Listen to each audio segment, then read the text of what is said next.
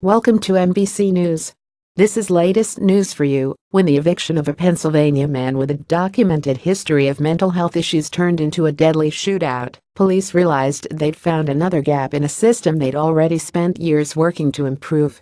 How had the man, Donald Meyer Jr., passed the state's background check? State police investigated and found that the record of the man's involuntary mental health commitment, which should have barred him from buying weapons, had been lost in transit between the county and state.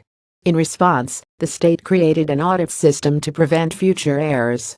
As federal lawmakers seek to improve record reporting to the federal background check system after a Texas massacre highlighted the risks of missing records, Pennsylvania offers a potential roadmap. The state has spent the last 6 years aggressively overhauling records reporting, hunting down reporting gaps like the one that let Meyer buy a gun, and modernizing the technology they use to keep guns out of the wrong hands.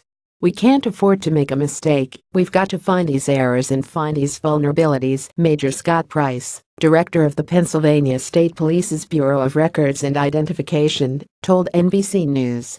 Over the last 6 years, police have upgraded the Pennsylvania Instant Check Systems (PICS) technology and system processes and hunted down gaps in record reporting.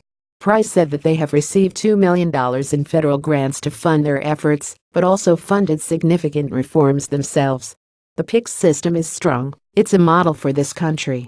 Every state should strive to do as well in record reporting as they do, said William Rosen, the deputy legal director at Everytown for Gun Safety, a group that advocates stricter gun checks for gun sellers are far from simple. An inquiry goes by phone or computer to the FBI's National Instant Criminal Background Check System, which searches itself in two databases, the Interstate Identification Index, where criminal histories are stored, and the National Crime Information Center, which houses warrants and protection orders.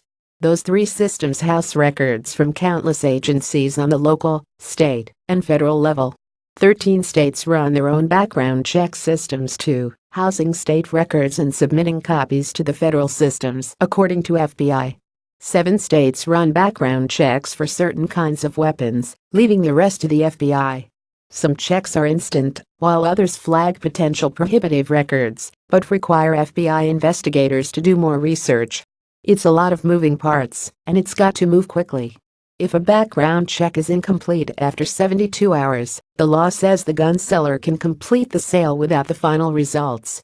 Rosen was quick to note that, when the records are properly entered, the system works well. It's stopped 3 million gun sales to individuals barred from owning a weapon since its inception in 1998. The system is intricate, but the solution is simple. Remove any barriers, make sure that your records get into the system, he told NBC News.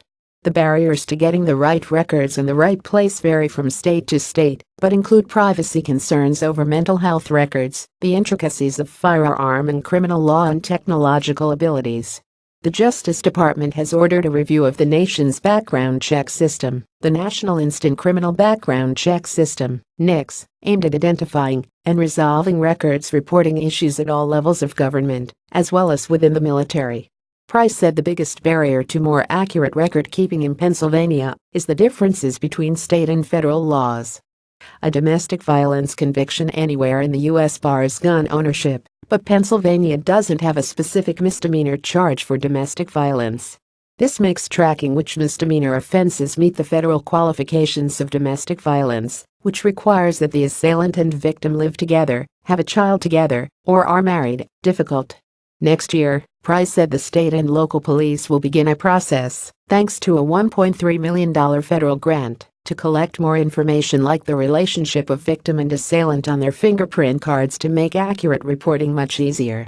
When it comes to mental health records, Price said the question of how certain involuntary mental health commitments, like the ones done by a concerned family member, instead of a judge, jived with federal law, left them in limbo. Would they be enough to bar a gun sale? The issue was settled in 2013. All of the state's involuntary mental health commitments were enough to block a gun sale, and the state transferred 643,167 mental health records into the federal system. In the 4 years since, Price said they've added around 200,000 more mental health records to the federal background check system. According to the National Shooting Sports Foundation's Fix NICS campaign, the state has submitted the most mental health records per capita of any state in the country, as of the end of 2016, the most recent data available. When we looked at this issue in 2011, Pennsylvania was one of the worst. They hadn't submitted a single mental health record, Rosen said. By the time we circled back in 2014, they were the best state in the country with hundreds of thousands of records in the system.